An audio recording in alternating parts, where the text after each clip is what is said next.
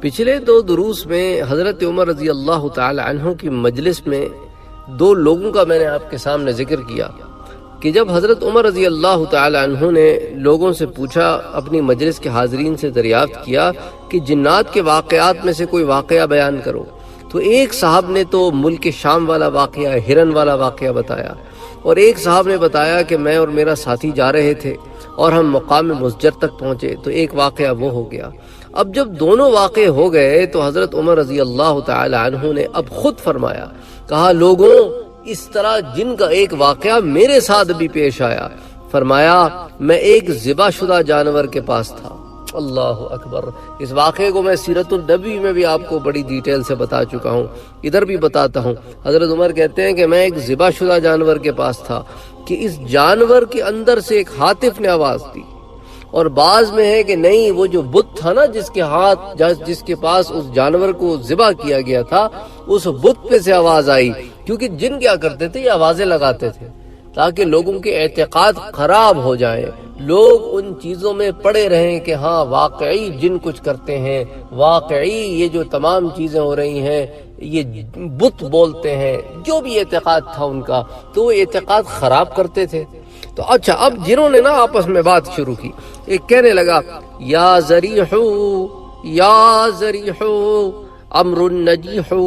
رجل یصیح بلسان فصیح یقول لا الہ الا اللہ۔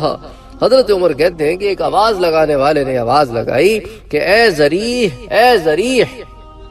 چیخنے والا چیخ رہا ہے، کامیاب معاملہ، نجات دینے والا، ہدایت کے لیے کہہ رہا ہے کہ لا الہ الا اللہ، اللہ کے سوا کوئی معبود نہیں۔ یعنی ایک حق بات کرنے والا، ایک سچ کہنے والا، ایک حق بیان کر رہا ہے اور کہہ رہا ہے کہ لوگوں، اللہ کے سوا عبادت کے کوئی لائق نہیں ہے، تو تم اللہ کو چھوڑ کر کیوں بتوں کی پرستش کرتے ہو، کیوں جنات کی پرستش کرتے ہو؟ تو وہ حضرت عمر رضی اللہ تعالی عنہ کہتے ہیں جب میں واپس آیا تو دیکھا کہ حضور اکرم صلی اللہ علیہ وآلہ وسلم کا ظہور ہو چکا ہے، جو اسلام کی دعوت دے رہے ہیں۔ تو اس کے بعد ایک وقت کے بعد آہستہ آہستہ وہ وقت بھی آیا کہ جب میں بھی مسلمان ہو گیا۔ بہرحال اس واقعے کو، جیسا کہ میں نے آپ سے کہا کہ امام سیوطی نے بھی روایت کیا ہے جنوں کے حالات پہ جو انہوں نے کتاب لکھی ہے، اسی طرح اس کو ابن ابی دنیا نے کتاب الحواتف میں بھی اس کو ذکر کیا ہے۔ ان تمام چیزوں کو جمع جو ہے نا، ان دونوں حضرات نے اپنی اپنی کتابوں میں کیا ہے۔ تو بہرحال حضرت عمر رضی اللہ تعالی عنہ کے اسلام لانے کا جو واقعہ مشہور ہے وہی واقعہ ہے، لیکن اس واقعے تک پہنچنے کے لیے اور کئی کڑیاں جمع ہوئیں، جن کو ہم نے بڑی تفصیل سے سیرت النبی میں دیکھا کہ مختلف واقعات ہوتے ہیں نا انسان کی زندگی میں تبدیلی آنے کے لیے، کسی کی تبدیلی فوراً آ جاتی ہے اور کسی کی تبدیلی جو ہے نا وہ درجہ آتی ہے۔ تو اسی لیے جو ہے یہ بھی ایک واقعہ تھا، اور حضرت عمر رضی اللہ تعالی عنہ کی زندگی میں کہ جس نے ان کے